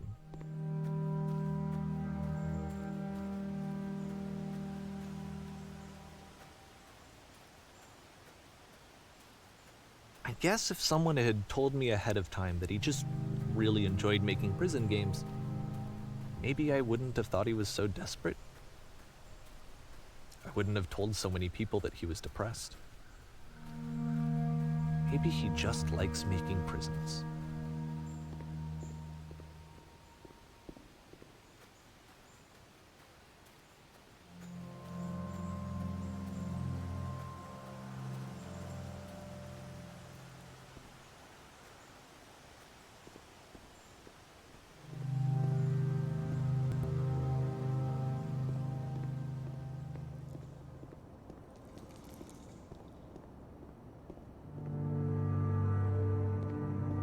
Even now, the disease is telling me to stop. Don't show people what a shitty person you are. They'll hate you.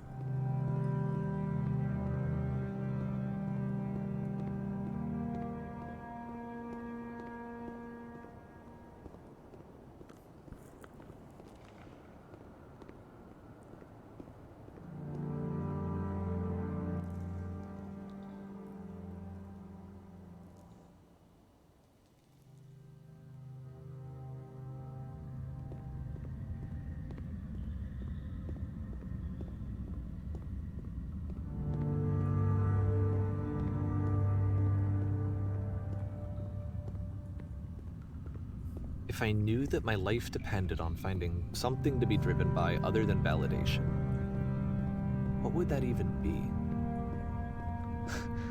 It's strange, but the thought of not being driven by external validation is unthinkable. Like, I actually cannot conceive of what that would be like.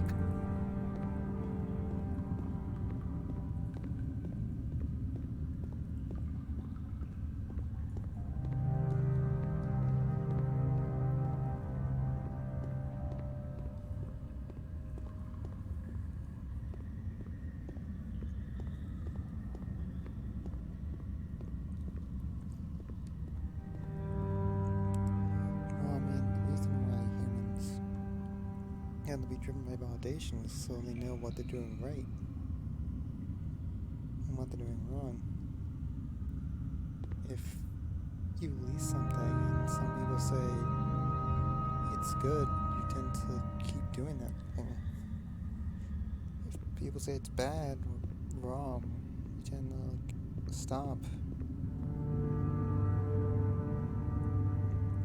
I guess that's why I'm so tortured when it comes to mine. It's like I make them because I tend to like doing it, but I don't get but I tend not to get validation either way. So I'm just in this cycle. No one to tell me what I'm doing is bad. No one to tell me why and like the specifics of what I'm doing is bad. No one to tell me, hey, your videos are good. Just in this limbo state. And one has to wonder, at what point do I become known enough that people will give me, like, validation? Or, that's not the right word.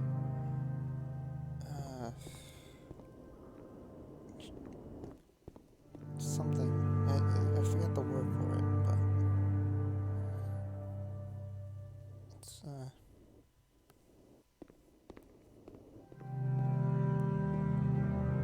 and if you're watching this, don't think you have to do something like that just because I mentioned it. I'd rather it come naturally and not provoked. But these are just my thoughts. So, because in the end, humans have... What now? Because humans tend to be quite similar.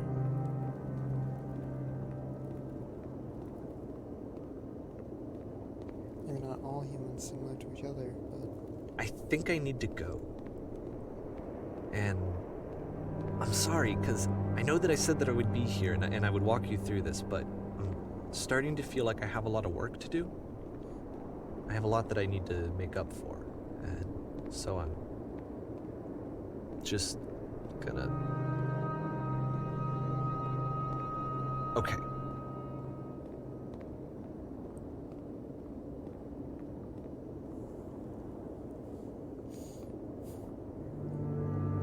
And I guess... Well, I understand Coda's point of view. I guess the need for validation is something that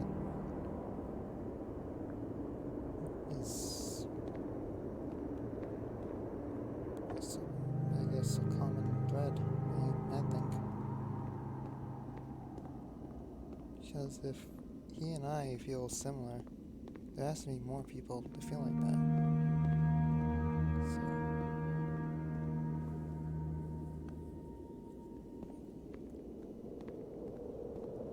and the reason why, and considering the word for running out of, like, being drained is being burnt out, that also has to be a common thing.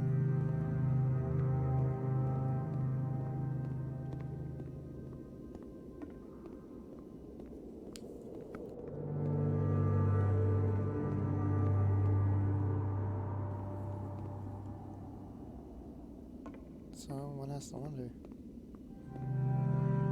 you're watching this far, what happens if you were presented with the same situation?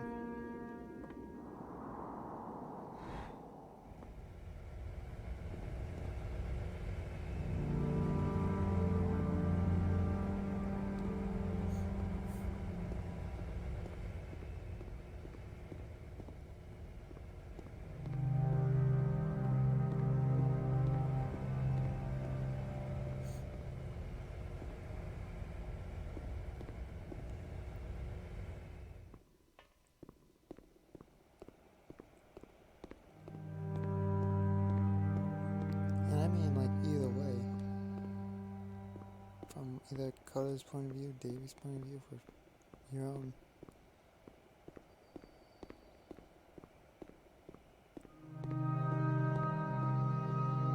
Just getting appears to be someone crying out for forgiveness, for things to go back to the way it was, but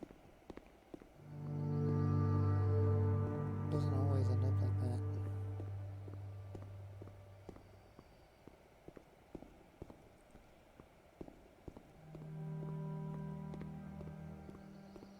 All we can really hope for is to find some pinnacle, some high point of our life that we can extend for as long as possible, even if it doesn't seem to be a high point.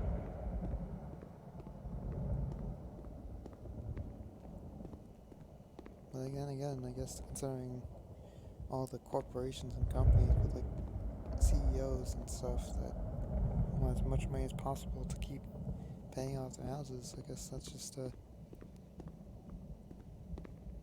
one. It is just a goal. Maybe. Definitely not the first one to think of it.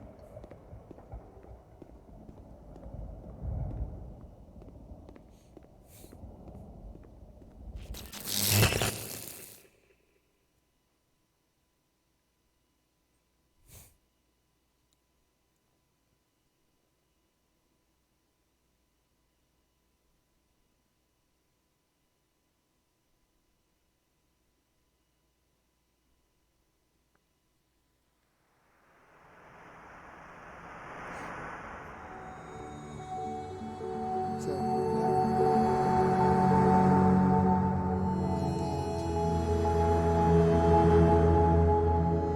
With very loud music.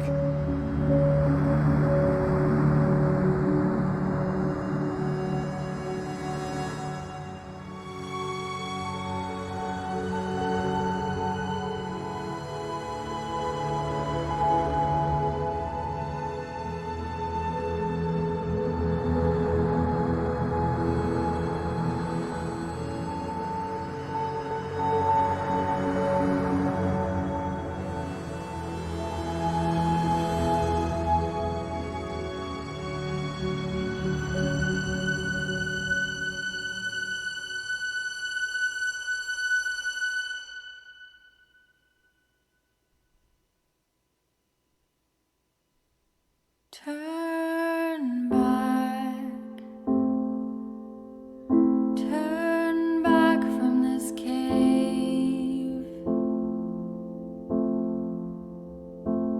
You said, let me prove that I'm brave, let me keep going.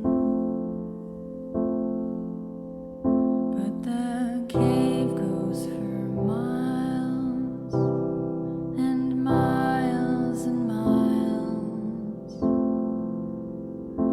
and you're so tired, but I know that you're strong, so turn back,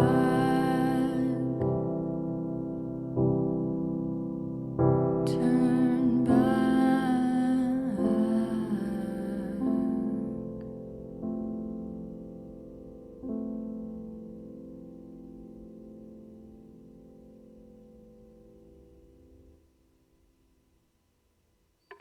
So, that's the end of the beginner's guide. Hope you enjoyed as much as you could. So, Kip Luma signing out.